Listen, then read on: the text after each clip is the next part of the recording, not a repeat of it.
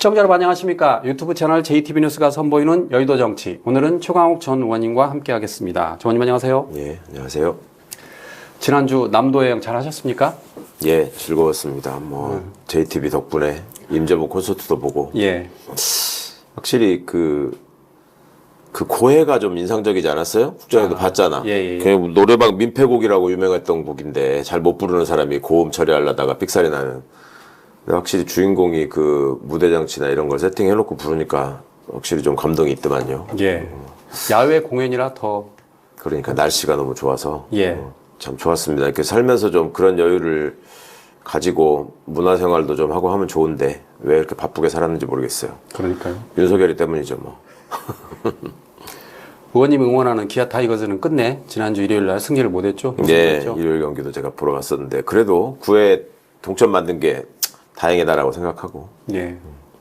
자, 국민들이 관심사인 청문회 알아보도록 하겠습니다. 지금 이게 종합 청문회까지 다 끝났습니다. 네. 이제 그러면 어떤 절차가 남아 있는 건가요? 이제 청문회에서 나온, 그러니까 국정조사에서 나온 결과들을 이제 위원회 차원에서 정리를 하겠죠. 예. 그래서 위증한 사람들 고발하고 또 관련해서 범죄 혐의들이 지금 많이 밝혀졌잖아요. 어떻게 예. 사건을 조작했고, 어떻게 왜곡했고, 어떻게 유리한 증거를 감췄고, 이런 것들이 다 나왔으니까 그와 관한 이제 고발이나 수사 의뢰가 또 이어질 거고. 예. 이제 그런 것들을 통해서 관련해서 나온 사람들에 대한 단죄가 이어져야지 국정조사가 이제 마무리되는 거라고 봐야죠. 그냥 이렇게 해서 떠들고 끝날 일은 아니고. 그리고 이제 무엇보다도 좀 유감인 것은 사실 매일 그 굉장히 큰 뉴스들이 나왔는데 예. 특히 청문회 있는 날마다 당사자들이 나와가지고 그동안에 감춰져 있던 진실들에 대해서 많은 얘기를 했는데 언론이 그 보도하는 태도는 굉장히 소극적이다. 중앙 언론이 과거에 소위 대장동 사건이건 다른 이재명 대통령 관련 사건에 대해서 얼마나 죽일 듯이 덤벼들었는가를 생각해 보자면 이게 언론개혁의 필요성을 계속 절감하지 않을 수가 없는 거죠. 지금 어거지로 사건을 조작해가지고 문제를 일으키려고 했던 자들은 다 감옥에 갔거나 조사를 받거나 특검으로부터 압수수색을 당했거나 아니면 현재 이제 처벌받을 대기를 하고 있거나 이런데 그 과정에서 공범으로서 같이 스피커 역할을 했던 언론은 그냥 언제 그랬냐는 듯이 또 옛날식의 태도를 반복하고 있는데도 불구하고 아무런 반성이 없이 또 사실을 가리는데 지금 급급해하는 모습까지 보여요. 그러니까 뭐 중요한 부분을 예를 들어서 김성태 씨가 저는 이재명이라는 분은 본 적도 없고 얘기한 적도 없고 거기다 돈을 줄 이유도 없더라고 단언을 했는데 단 한 번도 본 적이 없다 그랬습니다.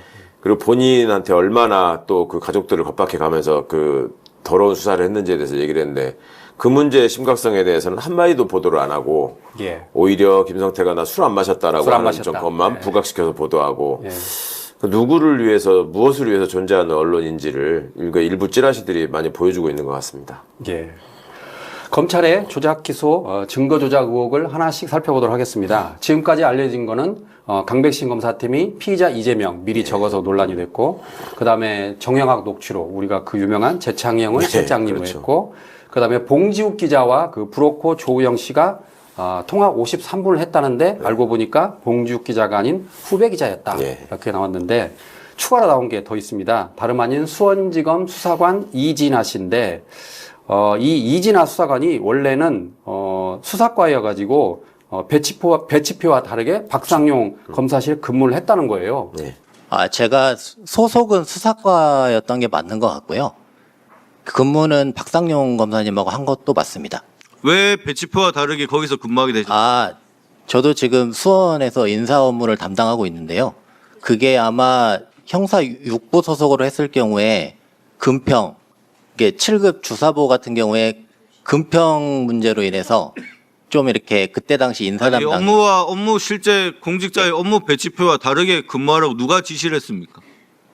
지시는 제가 그냥 그렇게 총무과에서 하라고 해서 그 당시에는 총무과에서 지시를 했습니까? 여기가 이게 수원지검 전체가 이재명 대표에 대한 수사에 지금 다 집중했다는 것 아닙니까 지금? 시청자분들이 아니 검찰 수사관이 수사과에 있는 게 당연한 거 아니야 이렇게 생각하실 분도 있을지 모르겠는데 검찰청에는 수사를 하는 방이 검사실하고 수사관실이 있습니다. 검사관 수사관실? 네. 그러니까 검사실에 들어가서 소위 계장이라고 부르는 예전부터 입회 계장이라고 부르던 참여 수사관들이 있고요. 두세 명씩.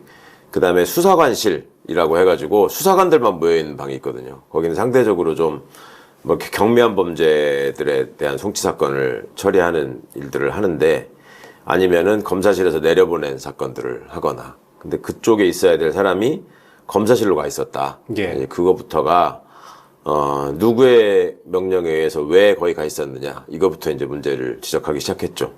당사자는 뭐 총무과 인사팀 뭐 명령을 갔다고 그런 것 같던데. 네. 제가 그건 이제 형식적인 판단하기에, 얘기고. 예, 박상영 검사 혹시 뭐 코드가 맞지 않았나? 그러니까 검사가 요청하고 검사장이 해서 보내주는 겁니다. 그렇죠. 누구 이런 사람 보내달라 했을 때 보내는 건데, 그거를 총무과는 문서 작업하는 데고. 예.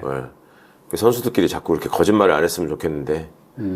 두 번째 의혹. 외부 변호사 설주환이 참여하지 않았음에도 변호사 참여를 명시한 수사 보고서에 증인의 도장이 날인된 사실 확인했다. 네. 그러니까 별다른 말을 또 못해요. 네, 말을 하니까. 네, 네. 이화영 수사 보고서입니다. 증인이 보고자로 서명되어 있는 5월 22일과 25일 이화영에 대한 수사 보고서입니다. 문서 중간에 보시면 변호사 예. 설주환 참여하에 진술을 청취했다, 이런 내용이 기재되어 있고 네. 증인의 도장이 날인되어 있습니다. 다음 화면 보시죠. 자, 5월 22일, 25일 수원지검 외부인 출입 내역입니다. 설주환 변호사가 출입했다는 내역이 전혀 없습니다. 증인, 당시 설주환 변호사 보고 저런 수사 보고서 작성했습니까, 증인이? 그건 정확하게 제가 잘 지금 기억이 나지 않습니다. 당시에 수사 보고서 작성할 때 증인께서 다 작성했죠? 출입 기록상 네네. 실제 출입 안 된 변호사가 출입한 것으로 작성한 이유가 뭡니까? 아, 그거는 제가 잘 모르겠습니다. 예. 본인이 작성했잖아요, 날인하고. 허위 공문서 작성하신 거죠? 다음 화면 제가- 보시죠.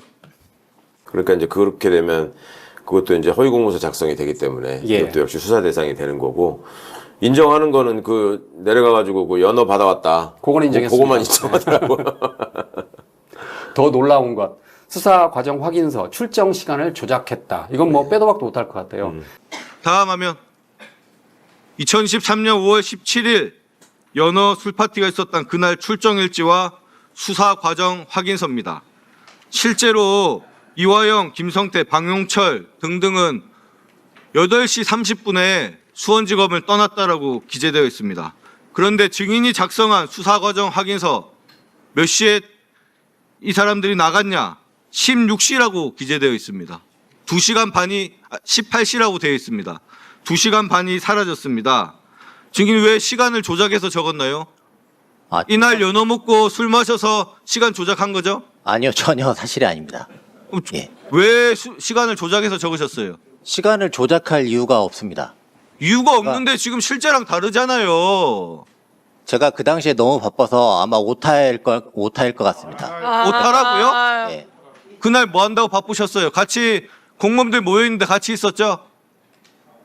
제가 그 당시에 어떻게 있었는지 잘 기억은 안 나는데, 여러 이화영 부지사와 관련된 혐의가 여러 개 있어서 그때 당시 선배님하고 어떤 선배요? 지난번에 나왔던 김춘환 수사관입니다. 네. 예. 그래서 수사할 것이 많아서 분리해서 조사를 했던 것으로 기억을 하고 있습니다. 당시 피신조서 작성이 안 됐는데 무슨 말도 안 되는 소리를 하고 계세요.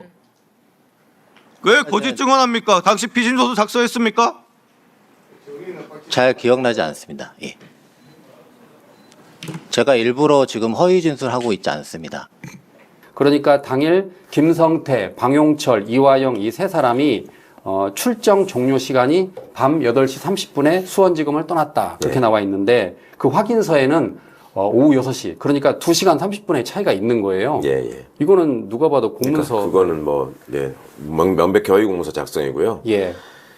그렇게 되질 않거든요. 나중에 조사 한번 받아보시면 압니다. 그리고 여기 수사하는 사람 입장에서는 그 기본 중에 기본이에요. 예를 들어서 진술 거부권을 고지하고 나서 거기에 대해서 이제 받았다는 거에 대한 응답을 적는 거. 그다음에 예. 조사 시작 시간, 종료 시간을 확인해가지고 당사자한테 확인시킨 다음에 적는 거. 그다음에 뭐 더 하실 말 있습니까? 이런 부분 확인하는 거. 변호인을 선임하겠습니까? 변호인 입회하에 조사받겠습니까? 이런 거 확인하는 거.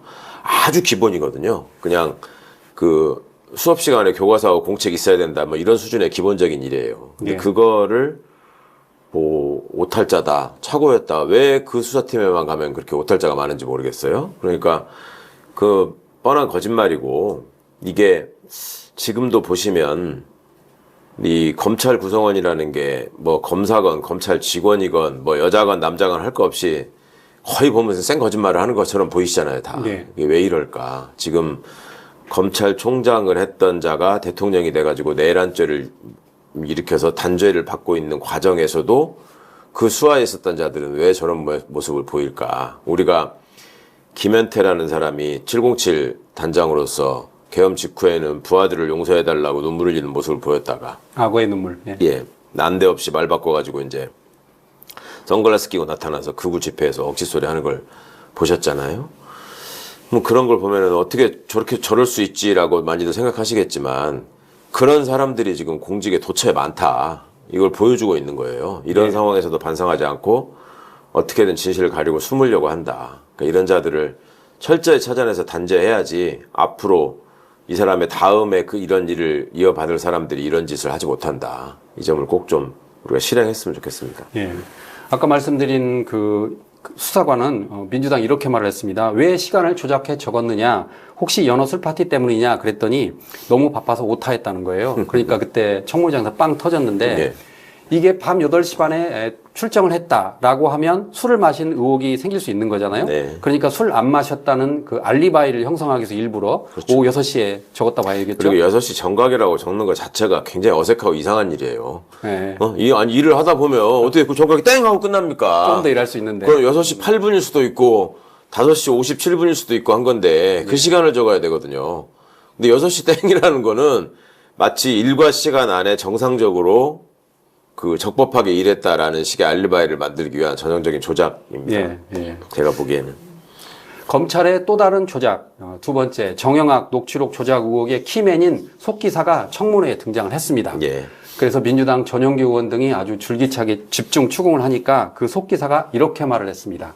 재창의형으로 들립니다. 실토를 한 거죠. 네. 그러니까 전용기 의원이 그럼 검찰이 조작했습니까? 라고 했어요. 그러니까 의혹의 핵심은 둘이잖아요. 속기사가 조작을 했든지 아니면 검찰이 조작을 했든지. 네. 그런데 그 속기사가 끝내 검찰을 보호했습니다. 그러니까 본인이 기억이 안 난다. 너무 오래돼서. 그러면 검찰이 조작했냐고 추궁을 했는데도 기억이 안 난다. 그렇게 빠져나가더라고요. 어쨌든 검찰에서 속기사 맞으시죠? 네, 전에 일했었습니다. 예, 전에 일하셨고. 이거 한번 들어보겠습니다. 뭐라고 들린지 좀 알려주세요. 들어주세요. 이제 재창이 형 얘기를 꺼내더라고요. 한 번 더 들어주세요. 이제 재창이 형 얘기를 꺼내더라고요. 뭐라고 들립니까? 지금 듣기로는 재창이 형이라고 들립니다. 죄송합니다. 좀 크게 좀 마이크에 가까이 좀 대주십시오. 네, 지금 듣기로는 재창이 형이라고 들립니다. 재창이 형으로 들리시는 거죠? 네, 그러면 속기 하실 때 이렇게 들리면은 뭐라고 푸십니까? 뭐라고 적으세요? 전 들리는 대로 적습니다. 들리는 대로 적는다. 그러면 이게 지금 이기수사팀으로 넘어가서 이제 실장님 이야기를 꺼내더라고요로 바뀌면 이거 속기사가 바꿀 수 있는 부분입니까? 일단 저희가 녹취록을 작성할 때 뭐 그냥 음성 파일 받아서 그걸 그냥 작성을 하는 거라 뭐가 어떻게 바뀌는지는 저도 잘 모르겠습니다. 그러면 그 당시에 누군가 재창희 형을 실장님이랑 바뀌라 이런 제안은 못 받으신 건가요? 특별히 제가 기억이 나는 건 없습니다. 어쨌든 속 기사님은 재창희 형 들리신다는 거죠? 네. 그러면 검찰에서 누군가가 조작을 했다라는 겁니다. 구체적인 게 조금 이따 묻겠습니다. 알겠습니다. 그러니까 절차상으로 보면 속기사가 녹취 파일을 받아가지고 자기 선에서 끝내는 일이 아니고 반드시 검사의 확인을 받아야 되고, 그 다음에 그 사안의 앞뒤를 맥락을 알고 거기 등장하는 주요 인물들의 관계나 이런 것들 머리에 두고 있는 사람이 내용을 듣는 것과 예. 아무것도 모르는 사람이 듣는 거는 당연히 차이가 있을 수밖에 없잖아요. 그렇죠. 그거를 확인하는 건 반드시 필요한 일이고, 그 다음에 최종적으로 그 녹취서를 내는 그 문서의 작성 명의는 속기사기 때문에 속기사가 자기 이름과 도장을 찍고 거기에 대해서는 책임을 지는 거거든요. 예. 그러려면은 그 책임의 크기를 생각해서라도 반드시 더 큰 책임이 있는 수사를 하는 당사자인 검사가 정확히 그 장면을 듣고 그 대목을 듣고 명확한 부분을 특정을 해서 확정을 해야 되는 것인데, 지금 이 부분에 대해서는 뭐 어떻게 했는지 뭐 어떻게 됐는지 난 전혀 기억이 안 난다 이런 식으로 영상을 보시면서 다는 댓글 같은 걸 보니까 뭐 관본권 띠지 때 하던 것들하고 지금 비슷한 얘기를 또 하고 있다. 예. 그러니까 조직적으로 어찌 보면 대비하고 연습한 결과가 아닌가, 주문을 받은 결과가 아닌가 저는 그런 생각이 들었습니다. 예. 어쨌든 최종 책임은 검사가 있는 거잖아요. 그럼요. 예. 그리고 검사가 이건 실제로 처벌을 받아야 되는 거 아닌가요? 당연하죠. 속기록이 예. 설사 속기사가 의도적으로 재창희 형을 실장님이라고 고의로 잘못 적었다고 해도 누구한테 청탁을 받아서 검사가 그건 바로잡을 책임이 있는 겁니다. 최종 책임자가 검사니까. 그럼요. 그러니까 예. 뭐 녹취록이 그렇게 돼 있어서 속기사가 그렇게 써서 난 그런 줄 알았다. 이거는 본인이 업무를 제대로 하지 않았다는 거에 대한 자백일 뿐이지 그것 때문에 제가 줄어드는 건 아닙니다. 그런데 그 당시에 검사들은 청문회에 나와서 예. 속기사의 실수였다 그렇게 말을 했어요. 그러니까 듣지도 않았다 그러고 예. 속기록만 봤다고 그러고 그거 자체가 업무를 제대로 안 했다라는 거고 사실은 소위 말하는 경험칙에도 반하는 얘기죠. 그 사람들이 어떻게든지 이재명이라는 이름이 나오기를 매일매일 기도하던 사람들인데 그 자리에서 이재명 내지는 그 측근으로 인식될 수 있는 얘기들이 있었는데 자기들끼리 그 녹취록을 돌려볼 때는 분명히 거기다가 형광펜으로 색칠을 했을 거라고요. 예. 이거는 우리가 찾아냈다, 잡았다, 개가를 올렸다 이렇게 생각을 했을 텐데 그거를 서로 뭐 잘 모른다, 기억 안 난다, 뭐 그때 우리가 한 건 아니다 이런 식으로 얘기한다는 것 자체가 너무나 상식적으로 안 맞는 얘기죠. 그러면 이 정도 혐의는 어느 정도 그 형량을 받게 되나요? 그것도 이제 지금 네. 재판하는 걸 보셔서 아시겠지만 예. 판사에 따라 너무 다르잖아요. 판사에 따라. 그러니까 지들끼리 같은 식구라고 생각하는 입장에서는 당연히 뭐 이게 뭐 업무하다가 이럴 수도 있는 거지라고 생각하고 가벼운 형벌을 하려고 할 것이고 그렇지 않고 국민의 눈높이에서 이게 헌법 정신에 비춰봐서 지금 공직자 그리고 검찰에 기대하고 책임을 지운 바가 뭔데 어떻게 일을 했는가에 중점을 두고 보는 사람 입장에서는 중형을 선고해야 될 중범죄가 될 것이고. 그런데 검찰은 일반 공무원들이 허위 공문서를 이렇게 작성을 하면 그거 하나 잡아가지고 너 잘 걸렸다 해가지고 그렇죠. 중형을 선고하잖아요. 그렇죠. 근데 검찰은 이런 경우는 분명히 내가 바빠서 실수했다라고 하면 넘어갈 거 아니에요. 그러니까 이런 게 한두 번입니까? 한두 그러니까 번이죠. 이제 이게 특검이 필요하다는 얘기가 나오는 거고. 예. 이런 짓거리들을 많이 했죠. 예를 들어 음주운전하면은 경찰관이나 교사가 음주운전하면 어떻게 돼요? 거의 해임돼요. 거의 해임이죠. 예. 예. 검사가 음주운전하면은 뭐 감봉 뭐 이런 거 많이 받잖아. 예. 그렇게 하고 다시 돌아오고 뭐 룸사롱 가서 접대를 받아도 뭐 별일 아니라고 그러고 돈이 뭐 액수가 얼마 안 된다고 계속 계산하느라고 여념이 없고. 그러니까 이게 헌법에 명시되어 있는 평등권, 사회적 특수계급은 인정되지 않는다라고 예. 명시되어 있는데 과연 그런 것인가 우리나라가 지금 이걸 이번에 여실히 보여주고 있는 거죠. 저뿐만 아니라 많은 시청자들이 아마 분노했을 겁니다. 예. 어떻게 저런 실수를 하고도 검사가 그냥 스무스하게 넘어가는지. 그러니까 그렇게 넘어갈 수 없다는 거를 이번에 국정조사를 통해서 명백하게 보여줘야 되고 예. 사실은 정권 교체를 하지 않았으면 이런 일이 있었을까요? 그냥 아무 일 없던 듯이 넘어가고 보상받고 승진했을 거예요. 그러겠죠. 그자들이. 예. 그러니까 이게 투표라는 것이 얼마나 중요한 것인지 주권자의 올바른 시각이나 판단이나 또 결정이 얼마나 중요한 것인지를 계속 좀 되새기게 하는 사건들입니다. 예. 자, 다음은 그 JTBC 단독 보도를 한번 알아보도록 하겠습니다. JTBC 보도에 따르면 정보사가 그동안 야구방망이, 케이블, 타이, 복면 등을 준비해서 고문을 기획한 정황이 있는데 알고 봤더니 자백 유도제라는 마약류 약물 투입까지 계획했다는 거예요. 예. 놀라운 건 민간인인 노상원이 이 자백 유도제 검토를 지시를 했고 현역 군인인 문상호가 정보사령관이, 또 그걸 지시해서 밑에 직원들이 출력을 해서 문상호 전 사령관에 줬다라고 폭로를 했고 그러니까 보고 문서까지 만들었다는 예. 거죠. 예. 그리고 이제 특검은 그러면 아마도 문상호가 노상원에게 보고했을 것으로 의심한다. 지금 여기까지 나온 거거든요. 예, 예. 어떻게 지금 그러니까 요즘 같은 시대에 맨 처음에 이 문제를 제기한 사람이 박선원 의원이었죠. 의원이었죠. 예. 근데 그때만 해도 그때 박선원 의원 이제 수도통합병원이나 이런 데다가 약물 확인하지 않았냐 예. 이렇게 얘기했을 때 아니 뭐 그렇게까지 했을까라는 생각하시는 설마했죠. 분들이 많았는데 예. 실제로 이제 이게 현실로 드러났고 문상호도 또 인정을 했고 그걸 검토했다라는 게 자료가 나오니까 발뺌할 수가 없었겠죠. 이제 노상원이와의 관계에 대해서 이제 어떻게 나오는지만 남은 건데. 그러니까 이자들이 이 시민을 적으로 돌리려고 했다. 본인들의 권력을 유지하고 확장하기 위해서라면 사람들의 목숨 또 적법 절차 이런 것들은 다 거추장스러운 걸로 지금 간주했던 아주 끔찍한 자들이고 이런 자들이기 때문에 이렇게 내란까지 벌이지 않았나 하는 생각을 하게 될 수밖에 없죠. 그러면 그 자백 유도제를 통해서 선관위 직원들이 먹여가지고 이제 허위 거짓 진술을 이제 엮어내려는 거잖아요. 그것도 있고 뭐 선관위 뿐이겠습니까? 다른 사람들한테도 다 그걸 통해서 본인들이 원하는 진술을 하게 해서 저 예. 같은 사람 간첩 만들려고 했겠죠 뭐. 아. 예.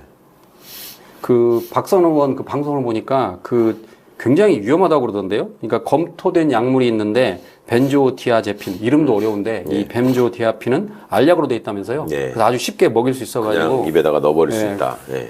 다른 거는 주사제인데 이 벤조디아제핀은 알약이 되는 거예요. 예. 이게 말이 그 돼요? 영화에서나 보던 진짜 뭐 이게 후진국에서 끔찍하게 고문할 적에나 쓰던 방법을 예. 이렇게 한다는 거 보면, 그러니까 지금 약물이 더 부각돼서 그런데 그 앞쪽에 보면은 이제 고문 방법까지 또 쫙 열거를 해놨거든요. 예. 어떻게 하면 사람을 힘들게 해가지고 쉽게 말해서 이렇게 맛이 가게 할 수 있다 이런 것들을 다 해놓고 그 결론 부분에 가서 그 약물들을 써놨던데 정말로 얼마나 이게 비인간적인 범죄자들인지. 이게 이제 특검이 범죄단체 조직죄를 지금 적용하려고 한다고 그러잖아요. 예. 그런 점들에 대해서도 괜히 그러는 게 아니다 라는 증거들이 나오고 있는 것 같습니다. 이런 마약류를 쓰면은 중추신경에 악영향을 준다고 그럽니다. 아, 그렇죠. 사람을 바보로 만들어서 자기 원하는 대로 말하게 한다는 게 그게 신경이 멀쩡한 사람이 이렇게 말합니까? 예. 더 놀라운 건 이런 자백 유도제 문건이 만들어진 게 24년 6월, 그러니까 계엄 선포 반년 전이라는 거예요. 예. 그런데 우리가 알다시피 직위원 재판부가 이렇게 말을 했습니다. 윤석열 전 대통령의 내란 1심 선고에서 계엄을 불과 이틀 전에 결심했다라고 판단한다라고 했잖아요. 예. 그러면 이 판단에 따르면 직위원의 그 1심 선고가 잘못됐다는 거잖아요. 당연하죠. 그리고 이제 얼마나 판단력에 문제가 있었나. 사실은 지금 이제 본격적인 얘기들이 나오고 있다고 하지만 과거에 나왔던 얘기만 봐도 예. 그거를 뭐 하루 이틀 사이에 그 술 먹다가 결정한 게 아니라는 건 여러 군데에서 나오고 있었는데도 불구하고 그렇게 판단한다는 거는 대한민국의 법률가라는 자들이 얼마나 형식 논리에 갇혀서 자기 편한 세상에서 외따로 살고 있는가, 또 이 사람들이 지향하고 있는 나라의 모습이라는 게 뭔가, 이 사람들이 생각하는 법치주의라는 건 뭔가, 이런 것들을 다시 되묻게 합니다. 저는 이번을 통해서 그 생각을 했습니다. 직위원 부장판사는 과연 지금도 윤석열이 이틀 전에 계엄을 논의했다고 생각할까? 그렇게 생각해야지 본인이 정신병자가 안 될 거니까 계속 본인한테 이렇게 주문을 외우겠죠. 나는 그런데 잘못한 지금 거 계속 없어. 드러나는 증거는 그게 다 거짓이라고 나타나고 있잖아요. 그러니까 그럴 때마다 판사들이 하는 말이 있어요. 네. 아니, 그리고 그래서 3심제로 하는 거예요. 그럼 억울하면 왜 다 얘기하세요? 이런 거거든. 그리고 내가 판결을 나올 때만 해도 그 당시에 그런 증거가 나오지 않았다라고 스스로를 합리화하겠네요. 그렇죠. 계속 합리화하면서 다니는 거지. 야, 정말 이거는 근데 이게 문제는 이렇게 된다고 하더라도 법 왜곡죄 등 적용이 안 된다는 거잖아요. 우리가 늘 아니, 지적했듯이. 그냥 내가 바보라서 그래 이렇게 나오면. 네. 그러니까 그 법외국제에 대한 그 내부 항변이 그런 게 있었거든. 그 똑똑해가지고 그 어거지로 만든 사람만 처벌을 받는 거고. 예. 그렇게 다 만들어 놓고, 아니, 너 몰랐는데 바본데요? 이러면은 처벌 못하는 죄를 왜 만드냐. 예.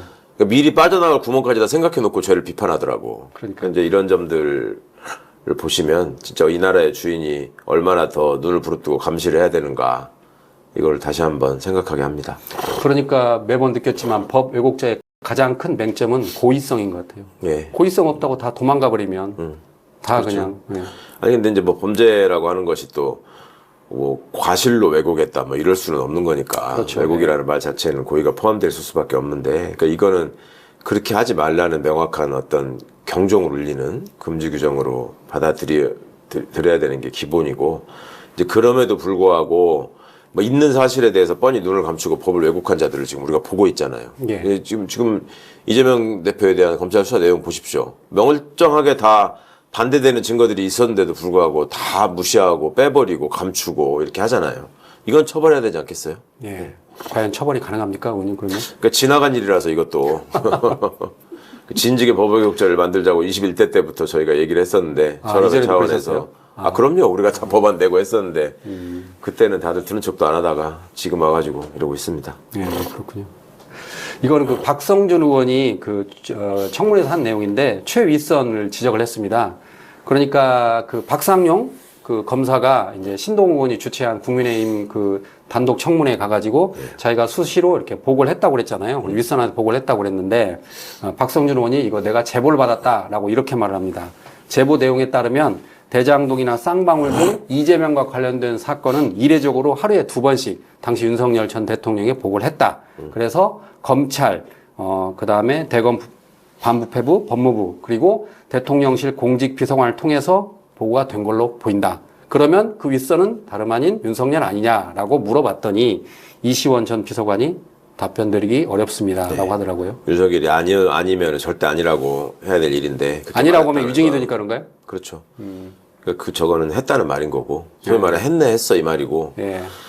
윤석열이한테 당연히 보고가 하루에 2번 아니면 그 이상도 됐을 거다라고 능히 생각할 수밖에 없는 거는 예. 그 어느 직업이든지 그 직업에 종사하면서 한 10년 넘게 가면은 그 직업을 통해서 형성되는 일종의 의식이나 관행 같은 게 생겨요. 직업병이라고도 하죠, 우리가 흔히들. 응? 그러니까 직업병의 하나가 윤석열이는 검사로서 있다가 검찰총장을 하다가 대통령이 된 사람입니다. 그러면 본인의 가장 큰 관심사는 정보 자기가 동향. 미운 사람에 대한 사건 정보 동향 이런 거였을 것이고, 하물며 이게 이재명 대통령을 죽일 수 있는 사건인데 예. 얼마나 관심이 많았겠습니까? 그러겠네요. 네. 그러니까 윤석열 뻔한 입장에서는 이재명이 미우니까 나한테 첩보로 보고해. 그렇게 했을 그리고 거네. 다행히 박상용이가 무슨 그 국힘들끼리 하는 간담회 가가지고 지들끼리 청문회라고 이름 붙이고 한 데에서 예. 다 얘기를 했잖아요. 저는 평검사에 불과하니까 예. 부장, 차장, 검사장, 반부패 부장, 검찰총장까지 다 보고된 건 내가 보고했다. 알고 있다. 그러면 그 다음이 뭐 어떻게 된 거냐? 뭐 총장이 법무부 장관 대통령한테 보고했다라는 말이 나온 거잖아요. 근데 예. 그때 신동욱 의원이 그럼 그렇게 보고받은 사람들은 다 공범인 거죠. 그러니까 이랬단 맞습니다. 말이에요. 예. 그러니까 아주 훌륭한 사람들이에요. 서영교 위원장이 그 이야기했습니다. 신동훈 의원이 정말 큰일 했다고 그 이야기했습니다. 정말 팀킬이야. 예. 본인은 그걸 알고 있을까요? 아니 근데 이 사람들은 예를 들어서 50억 클럽이라는 걸 처음 그 명단을 터뜨린 사람이 누군지 기억하세요? 지금? 누가 알린 거예요 그거? 잘 모르겠습니다. 박수영 의원이에요 국힘에. 아, 국힘. 네. 그 박수영 뭐 그냥 어리버리 넘어가잖아요. 신동욱도 그걸 기대하고 있는 거지. 우리는 그런 일 저지르고 해도 뭐 검찰이 그렇게 민첩하게 움직이지 않는다. 예. 이런 일종의 믿음이 있는 거죠.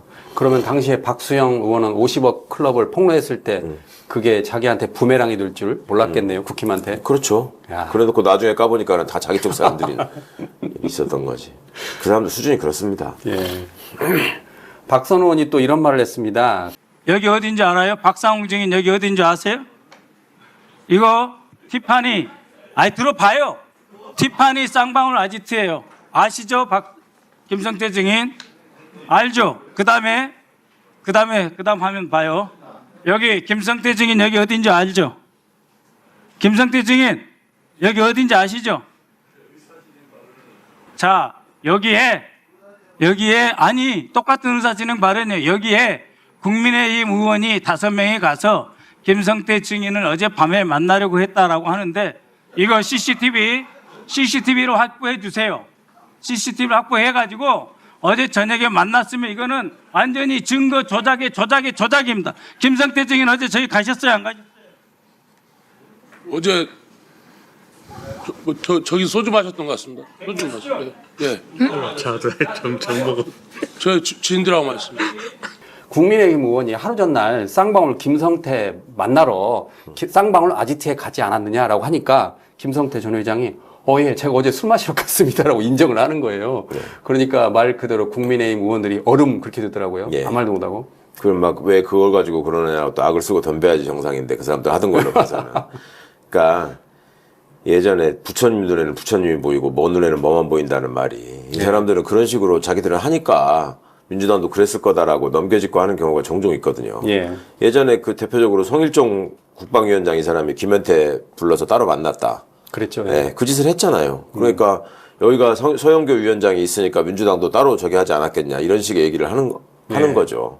진짜 택도 없는 사람들입니다, 정말. 그러니까 청문회에서 그랬습니다. CCTV 까자고. 예. 까면 다 드러난 거 아니냐고. 그러니까 결국 그 국민의힘에서 그랬습니다. 그 김성태 회장한테 당신이 좀 그 승인을 좀 해달라. 왜냐면 당신과 관련 개인정보니까 당신이 오케이를 하면 볼 수 있다 그랬더니 김성태가 끝내 예스를 안 하더라고요. 예. 자, 다음으로 김성태 전 회장의 폭로에 대해 알아보도록 하겠습니다. 조금 전에 말씀드렸다시피 김성태 전 회장이 이재명 대통령을 단 한 번도 뵌 적이 없다라고 했습니다. 그러면서 양분함 의원에게 이렇게 말했습니다. 그 당시 여당의 회의와 제의가 있었다. 예. 그 이야기를 하더라고요. 외국에 있을 때, 태국에 있을 때. 예.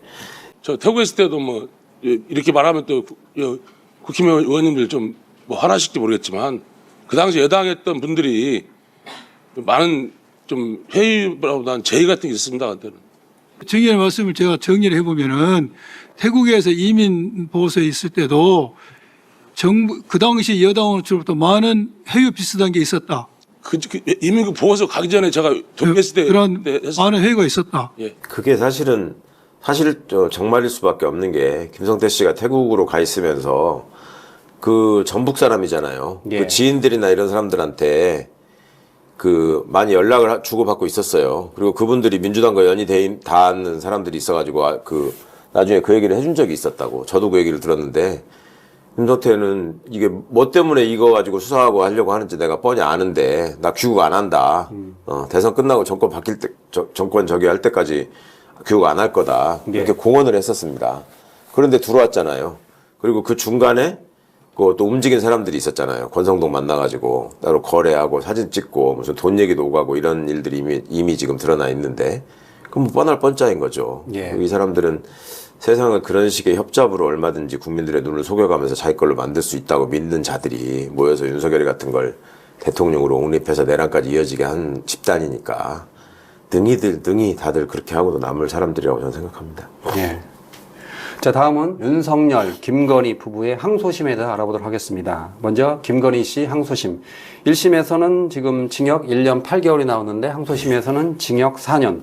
물론 그럼에도 여전히 형량이 부족하다는 비판이 많긴 많은데 내용을 보면 도이치모터스 주가 조작 1심에서는 무죄였는데 유죄로 바뀌었고 그다음에 명태균 관련 그 여론조사는 여전히 무죄에서 바뀌지 않았고 그리고 알선 수주에 관련해서는 샤넬백 2개 가운데 첫 번째 샤넬백 받은 거는 무죄였는데 모두 다 유죄로 하지 않습니까? 예. 어떻게 보십니까?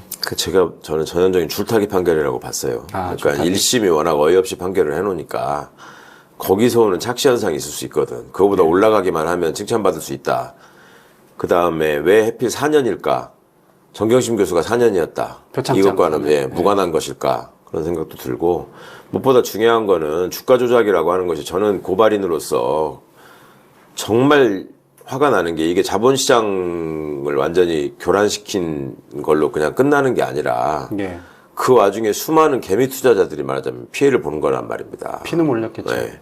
그러면 그런 사람들의 피해나 이런 거에 대해서는 완전히 외면하고 김건희가 또 훑어먹은 수익들이 있잖아요. 김건희 본인 입으로도 수십억 벌었다고 했잖아요. 예. 그걸 추징을 안 해 또. 8억이라고 지금. 예. 그러면은 4년 동안에 아니 계산하기가 힘들다 얼마인지 뭐 이런 식으로 얘기를 해버리고 넘어가잖아요. 아니 그러면은 누구라도 아니 그 정도 수십억 생기는 것 같으면 그냥 나 몇 년 살고 말겠다 이런 식의 생각을 안 하겠습니까? 이 사회를 병들게 만드는 거라고. 근데 그런 것들을 법원이 앞장서서 조장한 결과가 되지 않았나 이렇게 생각을 하고요. 아니 그리고 얘기하면서 이 사건의 다른 공범들하고의 형법성을 생각해야 된다 어쩌고 했는데 김건희가 그 중에 돈 제일 많이 번 사람이에요. 그리고 그 중에 그 사람들끼리도 얘기하잖아요. 저거 남편이 중앙지검장이고 검찰총장이라. 제가 대통령 되면 우리 할 수 있다. 아니면은 그 전까지는 또 저거 안 나눠주면 시끄러울 거다 이런 식의 얘기도 막 하고 그러잖아요. 그러면 김건희가 거기서 아주 주요한 역할을 한 사람이고 주가 조작을 한 범인들도 뒷배에 윤석열이를 믿고 그렇게 더 과감하게 했을 가능성이 높단 말이에요. 그러면 김건희가 죄가 절대 가볍지 않죠. 그거를 어쩌면 저렇게 온화하고 부드럽게 넘어갈 수 있는지. 과연 똑같은 일을 김혜경 여사나 김정숙 여사가 했다 그러면 우리나라 검찰법원이 어떻게 나왔을지 한번 생각을 해보십시오. 이게 시선이 어느 쪽에 머물러 있는지를 알 수 있는 사례였다고 생각합니다. 의원님 말씀을 듣고 보니까 더 열받네요. 상식적으로 생각해야죠. 그러니까 많은 시청자들은 어쨌든 1심에서 1년 8개월 나왔는데 항소심에서 4년 나왔으니까 많이 나온 걸 수 있다고 그걸로 생각하는데 눈속이 많은 거라니까. 그게 아니라는 거잖아요. 10년 이상 나왔어야 될 일이죠. 어떻게 이게. 그리고 그 돈 다 추징했어야 되고. 추징했어야 되고. 그렇게 불법적으로 얻은 수익을 당연히 환수해야지. 그거를 그렇게 방치하면 앞으로의 주작 세력들한테 아주 새로운 희망을 준 거예요. 그러니까 아까 말씀하신 것처럼 검찰은 그 범죄 수익이 한 8억 정도라고 봤는데 네. 항소심에서는 추산하기 좀 어렵다 그러고 네, 했잖아요. 네, 네. 그것도 좀 이해하기 어려워요. 8억이라는 것도 미니멈이고 네. 사실은 그동안에 벌어들인 돈 이런 거 계산해보면 그게 어렵습니까? 통장에 들어오고 나간 돈이 있는데. 아니 그리고 더 기가 막힌 거는 명태균과 관련해서 뭐 여론조사 명태균이가 그렇게 해서 줘도 되는 거고 그 다음에 그 내용을 가지고 김영선 공천에 개입한 건 아니다. 예. 세상에 윤석열이가 그 김영선이 해주라라고 내가 말했다라고 하는 게 그렇게 육성으로 나오는데도 개입을 안 했다고 하니 참 이 사람들한테의 상식이나 세상이라는 건 어디에 있는 것인지 누가 저 사람들을 저렇게 만들었는지 좀 생각해 보셔야 됩니다. 예. 그나저나 김건희에게 무혐의를 준 검찰 이제 특검 수사를 받게 됐습니다. 네. 네, 항소심에 이렇게 나왔으니까. 네, 당연히 그렇게 해야 되고 정말 엄히 처벌해야 되고 이로 인해서 생기는 지금 사회적 혼란이나 국력이나 이 비용의 낭비가 얼마나 큽니까? 예. 정말 나쁜 반드시 엄벌하고 이 사회에서 제대로 발붙이게 살게 해서는 안 된다고 생각합니다. 그러니까 예. 권력자를 추종하면서 진실을 가리고 국민들 앞에 고개 쳐들고 나와가지고 거짓말을 했던 대가가 뭐고 말로가 뭔지를 이것들 또 좀 있으면 변호사 한다고 또 어디 가가지고 또 할 거란 말이에요. 못하게 해야죠. 1심에서 김건희 씨에게 징역 1년 8개월을 사실상 봐주기 판결을 한 우인성 판사 아무 영향이 없죠? 항소심과 비교하면 어이가 없는데. 말입니다. 지난번 방송에서도 제가 말씀드렸죠. 이 판결은 깨질 수밖에 없다. 예. 판례를 다 정면으로 어기고 있기 때문에 깨질 수밖에 없다라고 얘기를 했는데 항소심은 그래도 상당 부분이 다 바로 잡혔고요. 거기도 역시 양형 기준 본인들이 법원이 만들어서 제시하는 양형 기준 표만 보면 거기에 비춰봐도 미흡한 건 사실입니다. 그 표에 의하더라면 이것도 역시 10년 내지 12년 6개월 뭐 이 정도의 형을 선고해도 충분한 사안인데 이것도 1심의 착시 현상을 어느 정도 이용해서 징역 7년 정도에 머물렀는데 뭐 윤석열이는 앞으로 뭐 사형까지도 가능한 범죄자니까 예. 특별히 그거에 대해서 더 큰 유감을 표명하고 싶지는 않습니다만 어쨌거나 양형 감각에 대해서는 국민한테 좀 멀어져 있다라는 점을 지적해야 되고 그럼에도 불구하고 그 판결의 내용을 구성하는 부분에 있어서는 이제 헌법적 측면을 강조했다라는 점을 평가해 줄 만합니다. 그러니까 예.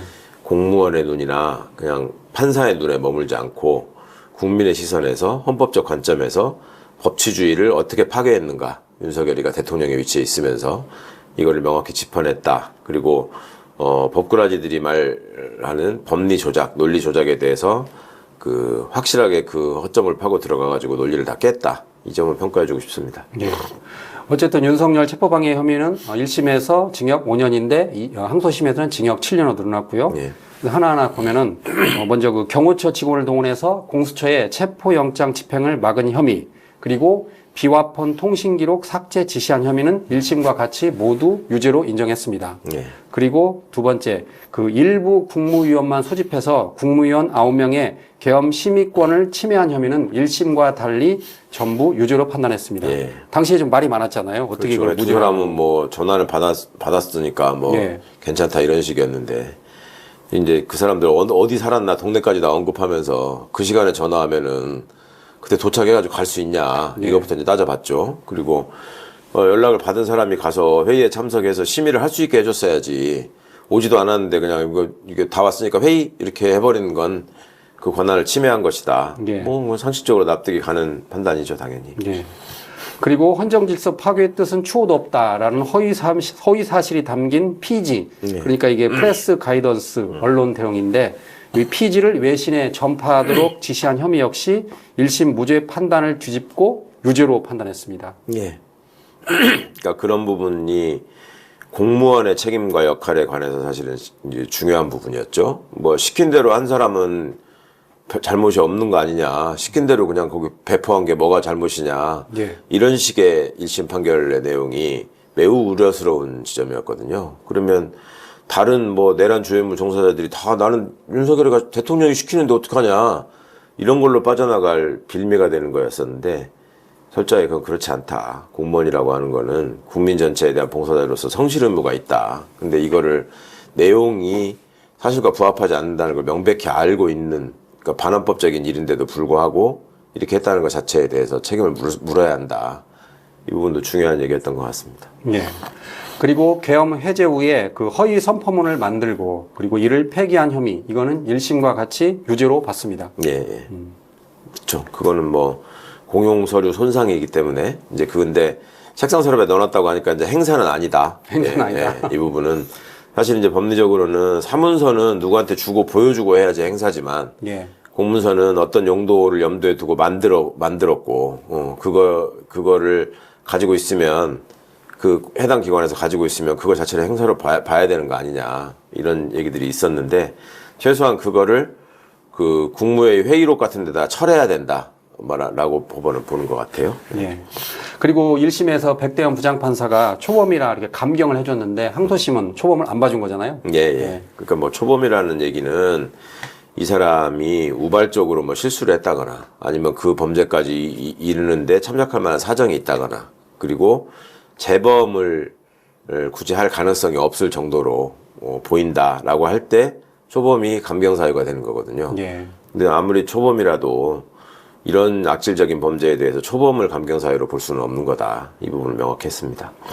정리를 하면 김건희 씨와 윤석열 씨의 그 항소심은 모두 1심과 달리 그나마 형량이 좀 늘어났습니다. 예. 근데 그럼에도 불구하고 의원님 말씀하시듯이 여전히 부족하다라는 거잖아요.